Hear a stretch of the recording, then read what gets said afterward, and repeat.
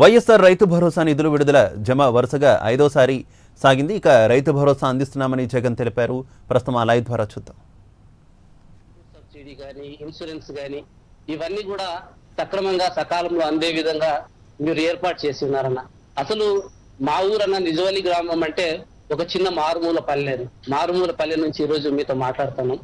మా కుటుంబానికి 3 ఎకరాల 38 సెంట్ల వ్యవసాయ భూమి ఉందన్న. నాన్నగారు చనిపోయిన తర్వాత వ్యవసాయం చేసుకోవాల్సి వస్తే నేను అన్నో ఎవరో ఒకరు చేసుకోవాల్సిన పరిస్థితి.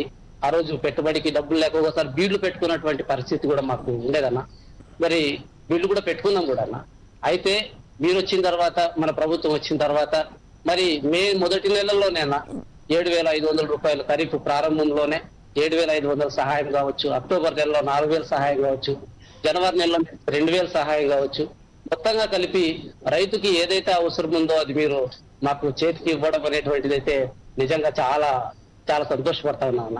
అట్లనేనా మరి ఈ విషయంలో అన్న మీరు 4 సంవత్సరాలకు గానన్నా మీరు ఇచ్చిన వాగ్దానము 50,000 రూపాయలు రైతుల కోసం ఇస్తామంటే అన్న అదనంగా ఒక 1,000 రూపాయలు చేర్చి ఒక పెద్ద మనసుతో 5వ సంవత్సరం కూడా రైతును ఆదుకోవాలనేటువంటి మీ రాజు లాంటి మీ మనసుకి నమస్కారాలు తెలియజేసుకుంటున్నా అన్న. 67,500 రూపాయలు రైతులకి సొమ్మును మీరు విడుదల చేయడం అనేటువంటిది రైతు పట్ల మీ చిత్తశుద్ధికి మరి వాళ్ళ పట్ల మీకున్నటువంటి ఈ ప్రేమకి మాకు కనబడతా ఉందన్న. మరి ఈ విధంగా రైతు భరోసా కేంద్రాల్లో మేము ఆ ప్రక్రియ పంట నమోదు చేసుకుంటే అన్న మరి బీమా మీరు కట్టినారు, మేము పంట పెట్టుకుంటే బీమా మీరు కట్టినారు. నిజంగానే రైతులు లోన్ తీసుకున్నప్పుడే కట్టేది కదన్న. ఏ ప్రభుత్వం కూడా దేశంలో చేయకుండా మీరు చేసినారు. మరి పంట ఏదైనా అకాల నష్టం జరిగితే ఆ సంవత్సరంలోనే మీరు డబ్బులు పంపడం అనేటువంటిది రైతును ఆదుకోవాలా చేయబట్టుకోవాలనేటువంటి మంచి మనసున్నటువంటి మరి ముఖ్యమంత్రిగా మీరు ఉండడం మా రైతులు చేసుకున్నటువంటి అదృష్టంగానే నేను భావిస్తా ఉన్నాను. మరి ఆ దేవుడి దయ అనుకుంటాను. మీలాంటి ఒక ముఖ్యమంత్రి గారు అక్కడ కూర్చోవడము, ఏ రైతుకి ఇబ్బంది కలిగినా వెంటనే కదలడము, మనసున్న మహారాజు ముఖ్యమంత్రిగా కూర్చున్నందుకే ఇంతమంది మాకు మరి రైతులు సంతోషంగా బతుకుతూ ఉన్నారని మాత్రం చెప్పగలనన్నా.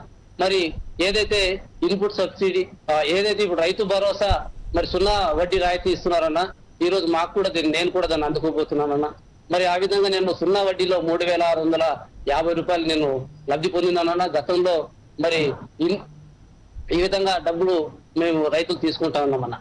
అంతేకాకుండా అన్న మీరు టిహెచ్సి గ్రూపులు పెట్టి టిహెచ్సి గ్రూపుల వల్ల యాంత్రీకరణ వైపు ట్రాక్టర్లు కానీ మరి బయట సన్నకారు చిన్నకారు రైతులు ఇబ్బంది పడుకోకుండా ట్రాక్టర్లు మరి పనిముట్లని గ్రామాల్లోకి పల్లెటూరుల్లోకి పంపించి ఒక రైతు భరోసా కేంద్రాల ద్వారా మరి రైతులకు ఇబ్బంది కలుపుకోకుండా వాటిని కూడా మీరు పెద్ద మనసుతో దయచేసినందుకు మీకు ధన్యవాదాలు మరొక్కసారి తెలియజేసుకుంటున్నానన్న.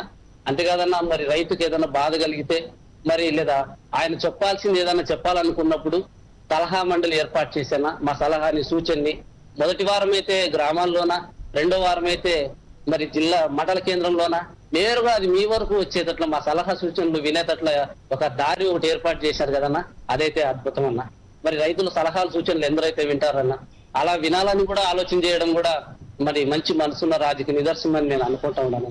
మరి అట్లా చేసి అన్న మరి మాకైతే గతంలో విత్తనాలు కావాలంటే అన్న ఆ విత్తనాలకు మండల కేంద్రాల్లో